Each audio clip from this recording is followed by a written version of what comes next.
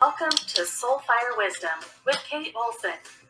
As an evolving spirit and change adventure navigator, it is Kate's mission to empower and guide you on your path and inspire your truest passions. She will encourage you to share your gifts, speak your truth, and ignite your inner wisdom and purpose. She hopes to do so with a little humor and grace and her own soulfire passion. Kate talks with amazing guests who have embraced the pursuit and are fanning the flames of their own passion, purpose, and soulfire wisdom. Now here's your host, Kate. Good afternoon. Welcome to Soulfire Wisdom and Tips, Tricks, and Triumphs Tuesday. So if this is your first time listening, I'm a hypnotherapist, NLP practitioner, Reiki master, and a life coach. But I like to call myself a change adventure navigator because I love guiding people through obstacles and adversity to find their path, purpose, and peace. So today I had a hard time deciding what to talk about. As you know, if you've watched prior shows, I usually get my cues from things clients have been dealing with the previous week. So I had two things I was considering. I was considering talking about productivity or decision making. And I was having a hard time deciding. So guess what I'm going to talk about? I'm going to talk about decision making. So I want to give you 10 tips on making better, easier decisions. And the first one is don't stress. The second one is give yourself an adequate amount of time. Don't leave the decision to the last minute because that will cause you stress. Third, identify the main factors that are influencing your decision. 4, consider your options. 5, think about the possible outcomes for each option. And then evaluate the risks of something going wrong or things not turning out the way you expect. 7, ask for clarity. 8, sleep on it. 9, be silent and go inside. Listen to your intuition. And then number 10, take a leap. We never know for certain how any decision is going to turn out. That's always something we find out in retrospect. So at some point, you just have to take a leap and make a decision one way or the other. So those are my tips on decision making for today. We have a great show planned. My guest is Tiamo De Vettori, and he's a musician, singer-songwriter, author, speaker, mentor, and coach. He's spoken to over 100,000 people on 250 plus stages and combines his speaking with his original music to deliver Keynote Concerts. Tiamo was named LA Music Awards Singer-Songwriter of the Year, is a #1 best-selling author, appeared as a guest on Jimmy Kimmel, and was featured as a coach to watch by the Amazing Women and Men of Power magazine. Tiamo also leads his own seminars for aspiring speakers and music artists from around the world. And I met Tiamo about 4 years ago, actually, before I started the first radio show, Embrace Change with Kate. And I went to a seminar he was doing in San Diego called Fearless Speakers Emergence. because I was trying to get over my tremendous fear of speaking. I don't think I decided quite yet on doing the radio show, but that was actually my first speaker conference that I went to. So I'm really happy to introduce Tiamo right now. Hi, how are you? Hi, Kate. I'm great. Thank you for the nice introduction. Well, I'm glad to have you here. To start out with, can you tell us a little bit more about yourself and what led you to your current path? I would say following my heart around my music. So, yeah, a little over 20 years ago, I felt like I had this music inside me, but I didn't know how to get it out. And my best friend at the time kept telling me that I was destined to be a singer-songwriter, and I didn't know what he was talking about. But eventually, I just stopped coming from a place of having to know how to do it, and just be open to any and all possibilities. So I did end up writing my first song, and that was such a great experience for me. And then he really encouraged me or nudged me or even kindly pushed me to perform that one song in front of all of our friends at open mic night a few nights later. And I did, and that was a life-changing experience for me. And then from there, I realized that I had this passion as a performing songwriter. And so then I started performing and doing that a lot publicly. And so I had lots of live gigs, and eventually I started recording my first album in the studio, and started getting my music heard a lot more. And I just loved the opportunity to inspire and touch a lot of lives through not only the music, but the lyrics and the message. And then eventually I moved to San Diego, and that's where my fan base grew a lot more. And in time, having success with my music and my fans, I started exploring other avenues because I also love telling the stories about the songs, and I was becoming this evolving storyteller. And that was really great for me because I discovered the art of storytelling. I also discovered that storytellers are great speakers. And so I was combining the craft of storytelling with music. And then that got me booked on a lot more conference stages at seminars, conventions, conferences, where I was doing something that I call Keynote Concerts. So I was combining speaking with live music. And in combining those, I started getting booked for keynotes, but I was getting booked and paid as a speaker, not so much as a musician, which most of us know that speakers tend to get paid a lot more than musicians do. So that's what accelerated my career, combining my original music with speaking. And then as that was growing and I was having a lot more success with that, then I started teaching other music artists how to do what I do. And then because I was becoming a much better speaker, and then eventually doing my own speaker training seminars, as you mentioned, Kate, since you attended, then I was really focused on both, around how to become a great speaker and how to have success as a music artist. And so for me, that's where I found my niche, is working with artists, working with emerging speakers, in combining artistry with speaking. And that's something that I've definitely been passionate about. And, that grew for me in the sense of not only was it around speaking and performing in front of a live audience, but then teaching others how to do it in the way that I've been doing it, which then has really inspired a lot of other people to do much bigger work in the world. So the past year has been, like chaos for just about everybody. Yeah. How have you dealt with it and gotten through everything? Yeah, thank you for that question.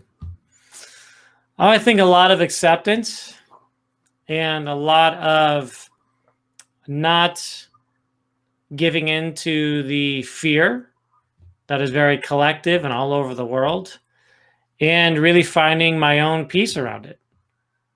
So yeah, I've really stayed away from watching TV and actually a lot of the news. I don't watch news at all. And just trying to stay out of the negative narrative around the state of the world, while being aware of what's going on. But I think there's a difference between being aware and being attached, and being pulled in. So Yeah.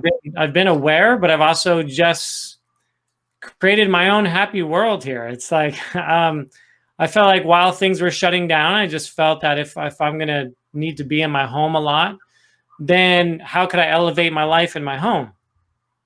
And so, that just led to a lot more meditation. It led to a lot more healing. It led to a lot more reading, like really productive things for me. It led to a lot more creating and reinventing my business online. And a lot of those things, it's also led to a lot more exercise and all of that stuff. So it's been great from a creative standpoint, as well as a wellness standpoint. I would say in this past year, I've worked on myself more in a year than probably the last 5 years combined. So it's been a great inner personal journey for me. Great. Glad to hear that. Thank you. So what are some of your passions, and what would you say is your most, I don't know, enduring or significant passion? Yeah, it's changed over time, which I think is interesting. I think sometimes people feel like once they find their passion, then that's it. And, I think I've shared a little here, my passion for music and my passion for speaking. But, it's like initially it was more about being the performer, being the speaker, being on stage and inspiring audiences. And then it shifted for me in a sense of how can I help others to do that too? And realizing that it goes way beyond me. Like if I can empower music artists, if I can empower speakers to share their message to the world, then it's going way past just me. This whole ripple effect of how that happens. And so for me, that's been my developing passion, is to help other people with their passion and how to express it, how to articulate it, how to turn it into a business, how to have more reach with it, and most importantly, more impact. So it's been great for me to be able to be a mentor for others while I continue learning a lot myself. But I would say just being a mentor has been my newest passion, as well as a lot that's been growing for me around teaching about personal development and transformational work, because it's one thing to understand the craft or become better at a craft, and then it's another thing to have the confidence, and then it's another thing to have the mindset to be able to do it, so that you can live your passion, live your purpose, and help others to do that too. Great. Thank you. So you actually answered the question I was just about to ask next. I was going to ask you what you had learned from pursuing your passions, but you just really told us. Well, so I can add to it, certainly. Okay, go on. Yeah. So a lot of things that I've learned in pursuing my passions is that it's really important to do it in the way that you feel called to do it. Not so much always how others are saying you should do it, but finding something that feels really congruent to who you are. And an example that comes up for me is when I was pursuing my music passion, there's certainly a way to do it in the music industry that is very mainstream, that everybody else is doing. And I did not align with that. And so I felt like I'm going to go create my own path in a way that lights me up. And it felt more risky because there wasn't as much coaching or direction around how to do that. But with it being around speaking and music and just going outside of the music industry to find success, for me was my own way of doing it. And I really encourage people who want to pursue a passion to do it not because others are saying you should do it a certain way, or because you feel obligated or burdened or pressured or whatever it is, but to really create something that feels unique to you. And it may not be something that's totally new, but it might be your own style, your own flavor, your own message on it. And then boldly and courageously sharing it in ways that a lot of people are not. So that's definitely something that I've learned. I've also learned the importance of letting go and being unattached to how things are going to look.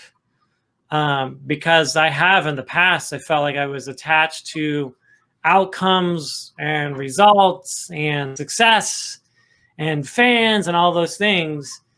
And I realized that the plan, or the divine plan, is not really up to me. There's a higher power involved, and what I have to do is just keep showing up when I see the signs, when I hear the whispers, when I get the inspirations, and then I act on them. And so it's not so much about forcing things to happen, but really paying attention to when things are ripe for them to happen and then doing it. Because I think in pursuing passion, people can become rigid and tense around where are my results, where are all my clients, and they have time frames for it. Like, if I don't get this many clients within 6 months, then I'm done. You know, and it's like it takes a lot more persistence than that, and it takes a lot more belief in yourself than that, and it takes a lot more belief in something bigger. So I've had to become better at letting go of all these expectations, and it's really more of being an instrument for them to happen, as opposed to trying to make them happen. Yes, definitely. Sometimes we have to find out all the ways that don't work before we find that way that does work. Yeah, very true. So what is the difference between passion and purpose for you?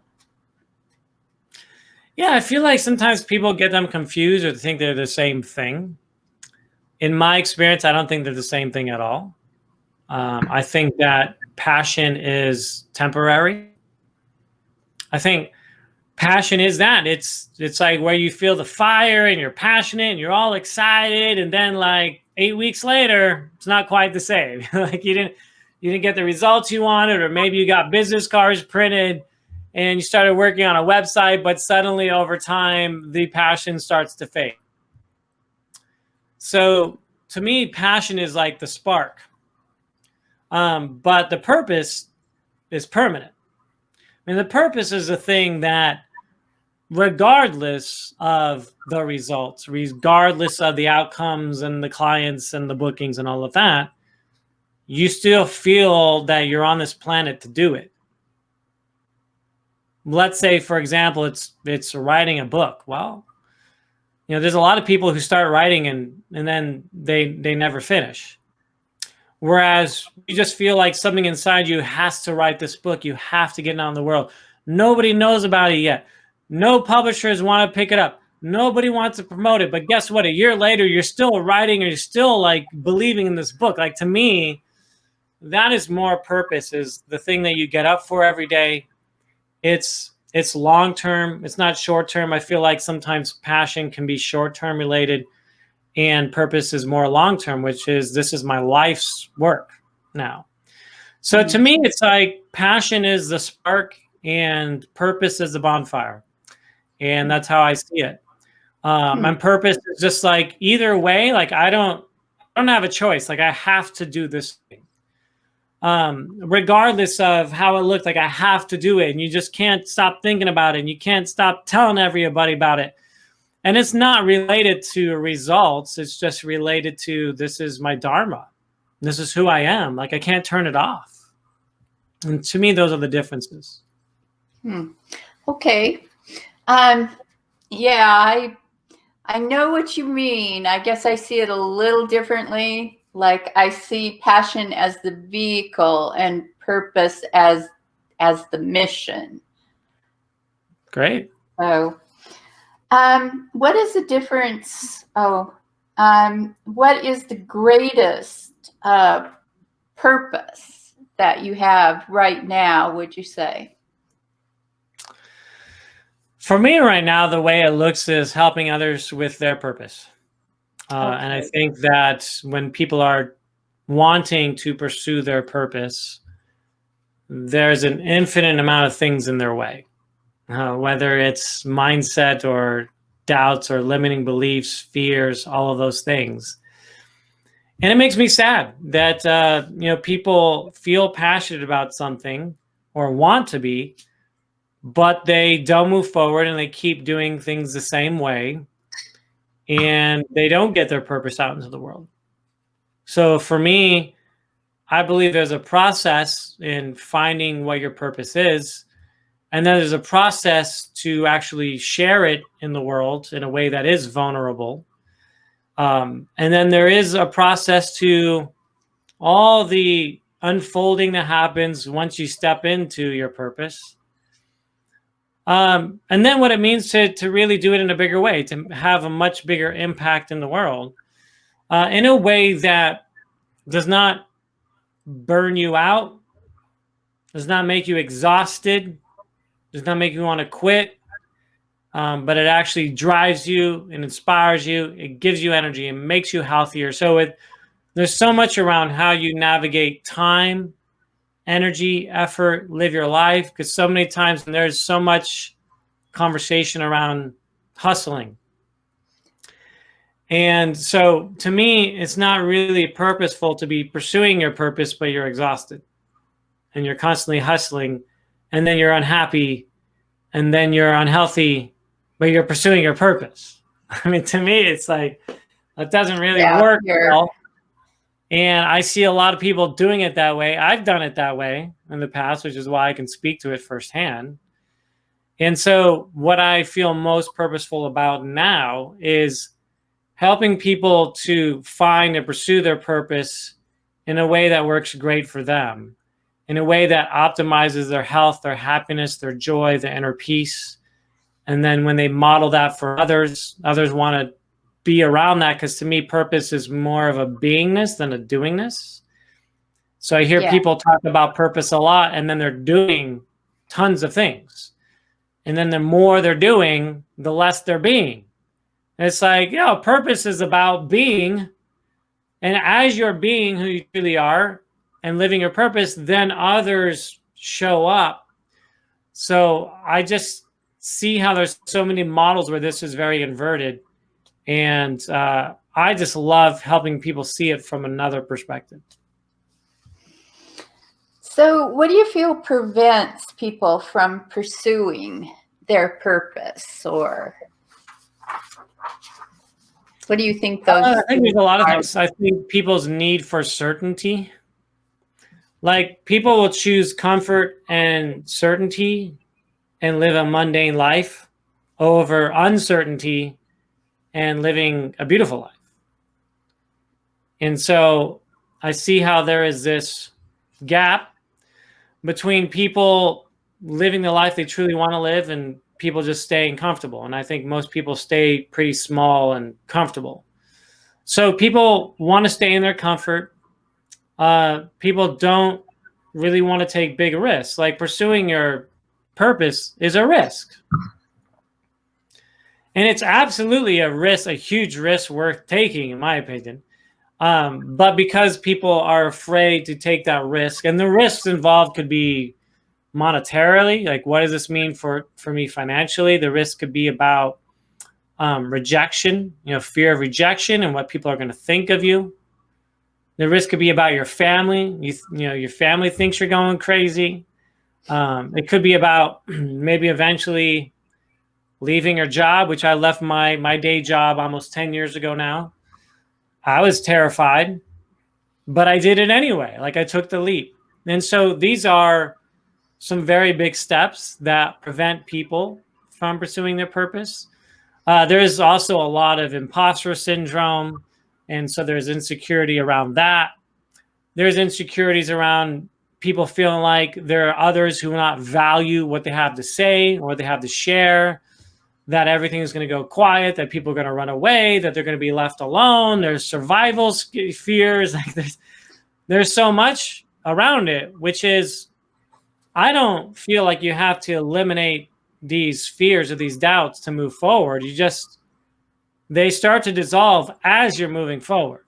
They start to melt away as you move forward. And then as you move forward, new ones come in. But as new ones come in, then you know how to deal with it because you've been growing it.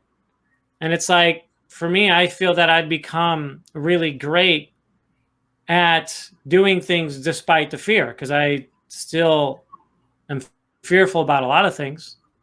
Yes. But it never stops me from doing it. Like, that's out of the question. Like, fear, whatever. I mean, I'm so used to doing things despite fear that it's become a skill set of mine. It's become a habit, which is what I want others to have, but you don't know until you actually start doing it. Yes. And you also have to become aware that at least half of your fears are imaginary. You know, they're at least half, if not more. Yes, at least half. Yeah. So, yeah. What would you tell someone today about pursuing their passions and finding their purpose if they want to know where to start? It all starts inside you. I think that people are always looking externally for what it is, even if it's trainings, even if it's getting a degree, going to college. No, it's interesting, Kate. I referenced leaving my job 10 years ago. My job 10 years ago is I was an academic advisor at a university. Mm-hmm. And I would sit down with students all day and help them to reach their graduation requirements. But my biggest takeaway from that is, I would say at least 70% of the students I was seeing every day did not want to be studying the area they were studying. Yet they were going into all this debt, spending 4 years working on this. Then after they're getting their undergraduate degree, wanting to get a master's or a PhD in areas that they didn't even want to be in. So that's just one example, but there's so many other examples where people feel like they should, because of whether it's social pressure or family pressure, or because this is the expectation, or this is the cultural expectation, or that's just what people do, or whatever it is. So I don't see a lot of people taking a brave step and just saying, I want to do something that lights up my soul. And maybe everyone around will be thinking I'm crazy. Maybe I don't know how to make money doing it. It's like, when I started doing my music, I didn't know how to make money doing music. I've just heard that all musicians were broke. I thought, well, I'm going to do it anyway. And eventually I found my own way. And then eventually I was making more money with my music than at my day job. Like I wouldn't have imagined that to begin with. So I think it's really innovating, and it's creating your own destiny and listening to that. Where it starts, I believe, is internally. I believe it's in the quiet. You know, it's go in nature to find it, or sit with your feelings if you need to. Like sometimes I just sit right here. This is, just in my office, and I find things that I wouldn't if I was really busy doing stuff. So whether I'm walking or I'm going for a run or I'm hiking, I find that being outdoors, being in nature helps open up these inspirations. But here's the thing, is like, when the inspiration comes, then what are you going to do with it? Because people get an inspiration and sometimes it's gone within minutes because they talk themselves out of it. Like, you can come up with all these reasons why it's not going to work and why you shouldn't do it. But then what are you going to do next with it? And so for me, I want people to become less busy in order to find what it is that their purpose is. I want people to raise their vibration by essentially being happier, being more joyful, being healthier. So raising your vibration, because when you do, the answers start coming. If your vibration is low and you're heavy and you're tense and you're stressed out and you're sick and you're tired, not many inspirations come that way. So it all starts with, because a lot of times people just want the path. They're just like, give me the blueprint. I just, I want to go on my purpose. Give me the templates. Give me the blueprints. Like that's not how it starts. It starts with you and the place you're coming from for your level of beingness and being happier, being more at peace. And then those things start to show up. And then when they show up, take action with it. Yes, definitely. So do you have any mentors or role models that have guided you along your path? I do. I have mentors. I have role models. I have friend-tors as well. So, I would say, there's been many, but I would say some of them, starting with my dear friend Sean Stevenson, who passed away last year, over a year and a half ago. But he was a very close friend and an incredible speaker. So I learned a lot from him. Also my close friend, Christian Michelson. And I started attending his workshops and seminars, and eventually was part of his coaching program and became one of his coaches. And, I've learned a tremendous amount from him. More recently, Roger James Hamilton is someone that I've learned a lot from, as far as being a successful entrepreneur, not so much in the terms of how much money you make, but how much you scale your business in a way that makes you happy, in a way that frees up your time, in a way where you grow and outsource your team, and just do it in a really wise way, in a really smart way. So he's been, recent for me. There's definitely been quite a few others. And I always have, my favorite authors too. And there's, like Eckhart Tolle and Neil Donald Walsh. And I could certainly share many others.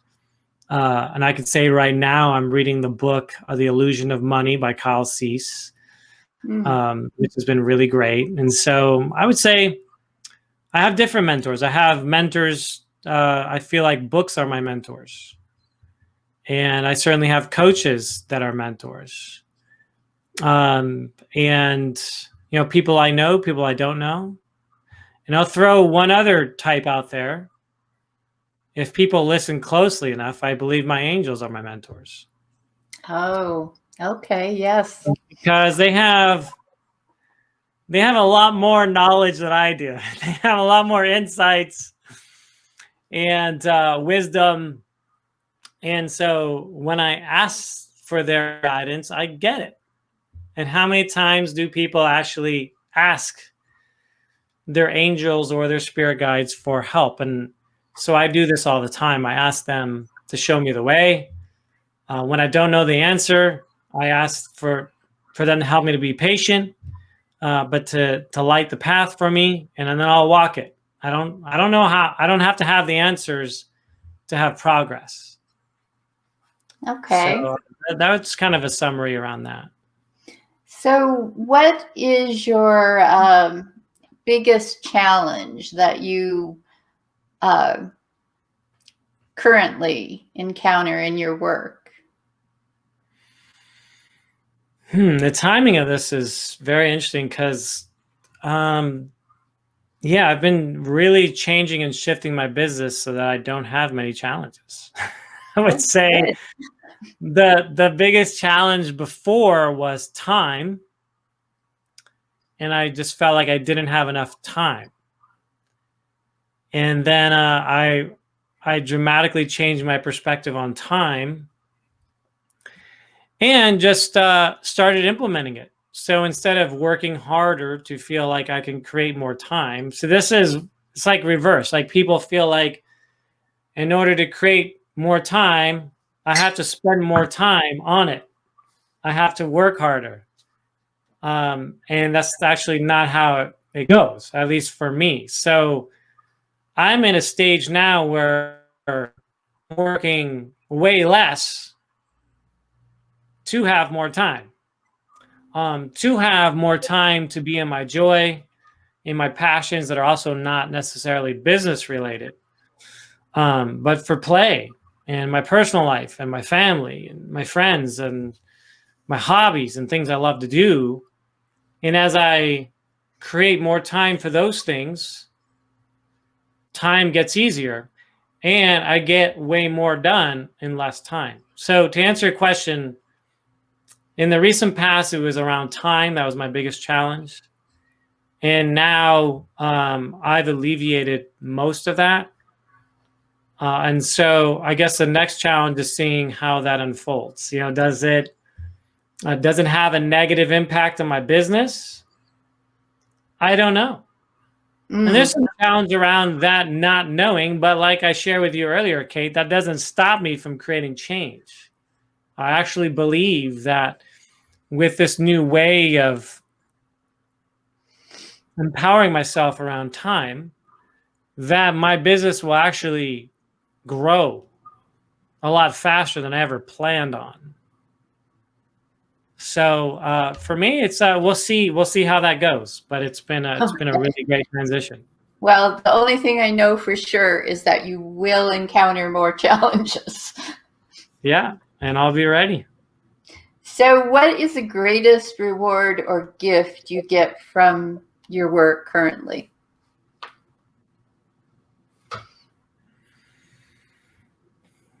Yeah, I would say people's personal stories about how it's changed their lives. Not only changed their lives, but the lives of people around them that they care about and they love. So for me, that's the greatest reward, is if it's made someone happier, if they've found themselves, if they've, they feel like they're on their path to purpose and they're no longer struggling because of it or lost or confused or don't want to live. I've had some of that. And clients say, I now have a reason to live. And, just getting clarity and inspiration around that. That's been beautiful for me to witness. Yes. So, is there something you would consider your greatest triumph to this point?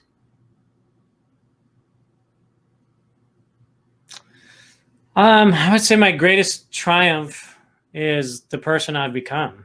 And I know that sounds like an arbitrary thing. Mm-hmm.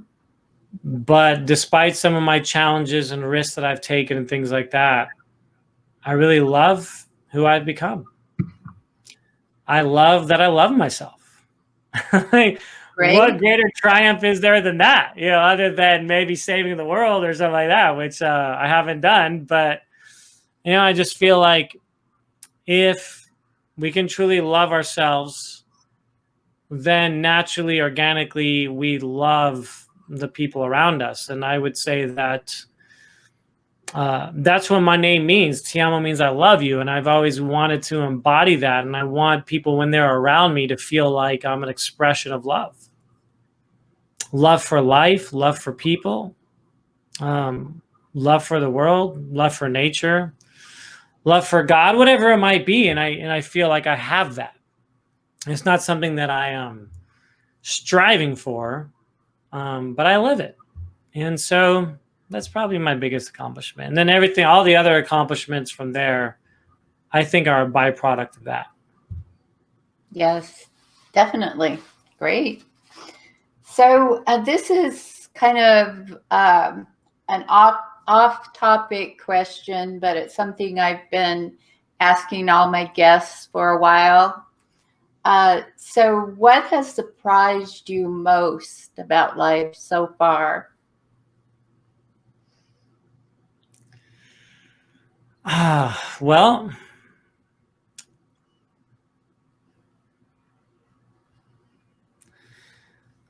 yeah, what surprised me most about life is how negative people can be and power hungry and greedy and selfish and controlling and all of that. And I just think of it from a global standpoint. And so for me, like, I love humanity. I love people. And it's really hard for me to ever imagine that people would want to hurt others or take away from others or diminish others, those kind of things, oppress others, take away people's freedoms, thinking about violence, thinking about all these things that are just totally unimaginable to me. So that may not be the most inspiring answer, but that's my honest answer on that. Surprises me all the time. Like, I don't get how people actually can do that. But on the other hand, it's inspiration for me to keep making the world better, to keep modeling it, to keep sharing it.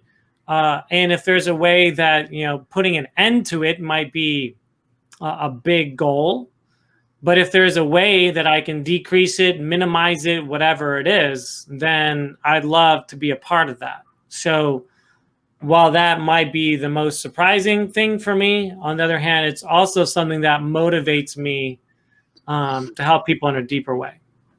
Yes, I think the recent past brought that out for a lot of people. And yes, definitely. So we're getting close to the end of our time. So if you could leave the listeners with one thought from today's show, what would you want that to be? The question of, who do you want to become? Maybe you've been waiting for a sign, and here it is. Here's a sign. Me and Kate having this conversation right now, and you listening to it, because maybe there's a divine reason why you were called to listen to this right now. And maybe you're feeling like there's something you want to do, there's something you want to be, and you feel like you've been compromising yourself. And if you have been, you know what that feels like. You just have to be honest with yourself and saying, yeah, I can see where I've been settling. I can see where I've been compromising. It might be in a relationship. It might be a job. It might be the kind of parent you are or partner you are. Like, whatever it might be, all of those. So you might be thinking, like, I know life is supposed to, I know there's more. Yes. And reaching that more is not about more stuff. It's not about doing more. It's not about any of that. It's actually about, what do you have to release in order to be the person you wanted to be. So what I'm inviting your viewers to do is self-assess right now. And if you feel like you're not as happy, you're not as joyful, you're not as vibrant as you always wanted to be, there's a reason for that. And that can change right now. And I get that it can be really scary. And I'm here to say, and I imagine you are too, Kate, that the risks that are involved and the fears that are involved are so worth going on this journey of doing what you love, being the next highest version of what you've always wanted to be. So why does that have to be a year from now or 5 years from now or 10 years from now? Because none of us are guaranteed how long we're going to be here. And that's something that Sean's passing away really taught me, because he was 40 when he passed away. Oh my goodness. We all assume we're going to be like 90 or 100. I don't know. Like, what if I have a year left on this planet? Well, if I've got a year left on this planet, you better believe that I'm going to be all I can be in that time. So if we operated from that place of not really knowing when it's our time and wanting to make sure that our time here is the most fulfilling that it can be, the most love-filled that it can be. That whatever it is I need to say to someone, I say it. Whatever it is I need to do someone, if I need to do something to accelerate my dream, then I do it. Like if I gotta take that class, if I gotta hire that coach, if I gotta learn from something, then it's like it's right now. That's the only time is right now, not someday. Let's not wait for someday. And a lot of people watching this maybe have been waiting for someday, and the someday is not going to happen. So this is just a question of who do you want to become starting today, starting right now after watching this? Okay, great. That's, as I said before, that's a little bit of what I call soul fire wisdom. So, and also to add to what Tiamo said, if you find that there's something you're resisting, that you keep being pulled toward, pay attention to that and, give it some consideration. So if the listeners want to connect with you or find out more about what you're doing or upcoming events, how would they do that? Yeah, so I would say if you're a musician, go to thrivingmusician.com. And that's how you can get started with me. I have some free classes and resources there. If you want to just know more about my speaking and my music, you can go to Tiamo Keynote Concerts.com. And if you want to follow me on YouTube, where I'm going to be sharing a lot more about this, I'm actually been starting a new business and brand called Zen Hustle, which is a lot about what we've been talking about today, Kate. Then just find me on YouTube and just search for my name. Or I have a link to my YouTube. I don't know if I can put that in the chat, but maybe that's a good place for it. Sure, you can put it on the chat. Okay. I don't know if you're part of the Facebook group, but if you're not, you just need to join the group to put it in the chat. Okay. All right. And I put it there. So that's my YouTube channel. And just searching for my name. Tiamo, last name is De Vettori. And but yeah, if you search for Tiamo, you'll find my music site and other things. You might see something about Tiamo Resorts or some songs about Tiamo, but you'll find me in there. So hopefully, for those of you who come into my world beyond today, I can't wait to meet you. Great. So thank you for being here today and talking about this. I know it's something that a lot of people, have thoughts about. So I have a little quote to take with you through your week. Okay. And well, you can take it too, but I was really meaning the audience. All right, great. But, one of the greatest discoveries a man can make, one of the great surprises, is to find he can do what he was afraid he couldn't do. And that was said by Henry Ford. And it's one of my favorite quotes. That's beautiful. So we have another great show planned for next week. Next week, my guest will be Dr. Amy Harris Neuron. And Dr. Amy is a clinical psychologist, and she is also the founder of the Center for Health and Wellness in I think it's Bloomingdale, Illinois, and she tackles, not herself personally, but through her clinic, a lot of common issues that people tell us are uncurable. And it turns out that that isn't always true. She's turned around diabetes, found a lot of ways to help people that have chronic illnesses, chronic, I don't know what they're called. like chronic fatigue syndrome and things like that they say can't be cured. And she has done a lot of research into the impact of hormones. And that is actually the topic that we're going to talk about next week. So be sure to join us next Tuesday, 3 p.m. Pacific and Mountain Time. And we'll have a great show. Thanks again, Tiamo, for being here. Yeah, thank you, Kate. And so I'm just going to say bye for now. All right. I enjoyed being on. Thank you so much. Fire Wisdom with Kate Olson. We hope you enjoyed the show. If we made you laugh, brightened your day, or sparked a new thought, we have succeeded in our mission.